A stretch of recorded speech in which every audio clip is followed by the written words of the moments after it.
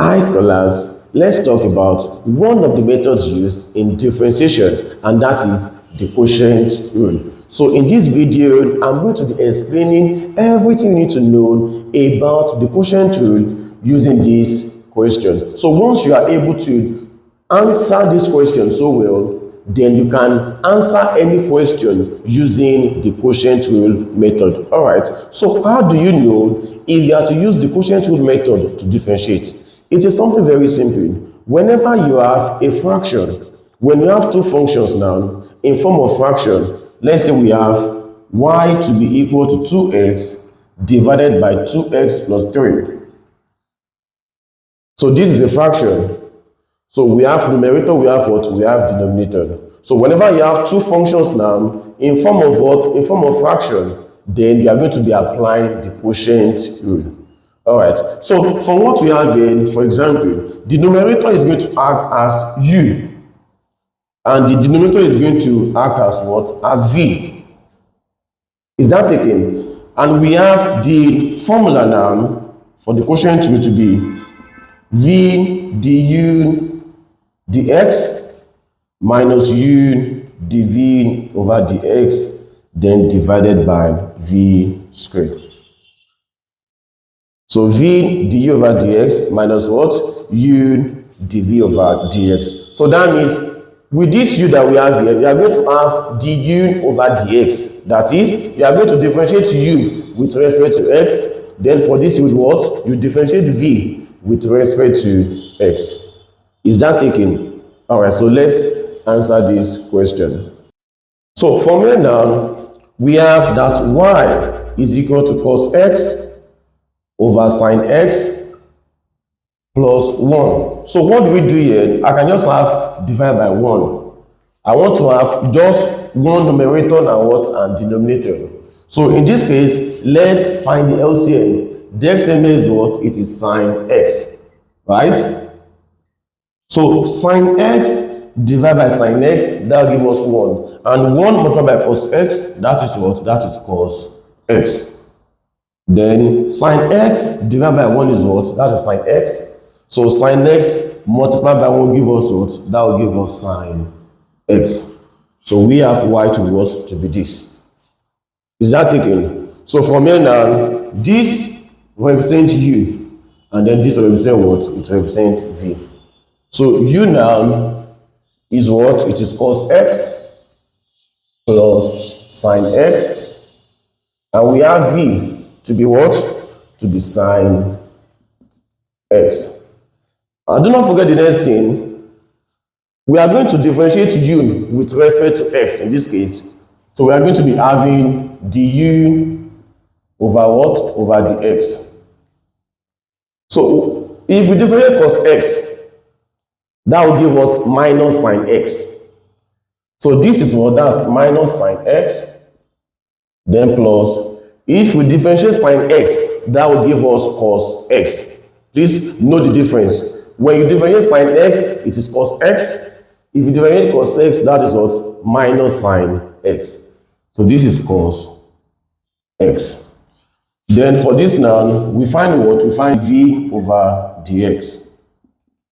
So differentiate v with respect to x. So if you differentiate sine x, that is what? That is cos x. So with all of this information here, let's get the answer. You know, we said dy over dx is what? V du over dx minus what? U dv over dx, then divided by what? V squared. So what do we have as v? V is sine x. So we have sine x, then it's multiplying du over dx. So what is du over dx? It is minus sine x plus cos x. Minus sine x plus cos x. Then minus, what is u? U is cos x plus sine x. So let me have this in bracket, cos x plus what? Sine x. Multiplying what? dv over dx. And dv over dx is what? That is cos x. Please, are you getting it? So divided by What is v? V is sine x, so you are going to have this squared. So sine x all squared. So the next thing for us is to open the bracket. So we are going to be using sine x to multiply what we have inside this bracket. Sine x multiplied by minus sine x. Take note that plus times minus is what? That is minus, right? So sine x multiplied by sine x. That will give us sine square x. And please not sine x squared. Sine x multiplied by sine x will give us what? That will give us sine squared x. So the next thing is sine x multiplied by cos x.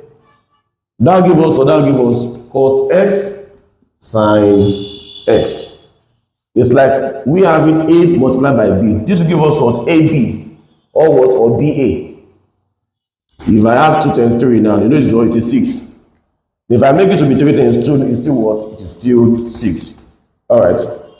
So for this now, let's have this to be negative. Use cos x to multiply everything here now. That is cos x multiplied by cos x. That will give us what? Cos squared x. Then plus cos x multiplied by sine x. That will give us what? Cos x sine x. So everything now divided by sine x squared, which means sine x multiplied by sine x. That will give us sine squared x. Are you getting it? All right. So the next thing now, without wasting much of our time, let me just open this bracket here. We have minus sine squared x plus what? Cos x sine x. So we want to use this negative sign to multiply what we have in the bracket. So minus times plus they will give us, that will give us minus cos squared x. Minus times plus they will give us what? Minus what? Cos x sine x. Then everything divided by sine squared x. So we are almost done. So the next thing now is for us to put like terms. So looking at what we have here, we can see that we have cos x sine x, that is positive cos x sine x here. We also have what? Negative cos x sine x here. So if you have plus cos x sine x minus cos x sine x will give us what? That will give us 0. So if I have positive 2 minus 2, that's what? That is 0. So this and this are cancelled. So what we have left is minus sine squared x, then minus what? Cos squared x divided by sine squared x. Do you understand? So from the numerator, what is common here now? It is minus. So let me factor minus out. So we have minus, then this will give us what? Sine squared x. This will turn to what? Positive. Because minus times plus is what? That is minus. So cos squared x, then divided by what? Sine squared x. So now from trigonometric identity, we have that sine squared x plus cos squared x is 1. It's not necessarily x. You can have the word sine squared theta plus cos squared theta is what? It is 1. So what we have here now from trigonometric identity is what? It is 1. Do you get? So this now will turn out to be what? Minus what? 1 divided by sine squared x. Are you getting me? All right. Also, from trigonometric identity, 1 over sine square x will give us cosec square x. 1 over sine square x is what? Is cosec square x from trigonometry identity. So we have what? Negative. So if 1 divided by sine square x is equal to what? Cosec square x. So our answer is what? Minus cosec square x. So this is our final answer. I believe you understand. All right. So if you find this video very helpful, please do well to like, to share, and most importantly, do well to subscribe. All right, see you in our next class.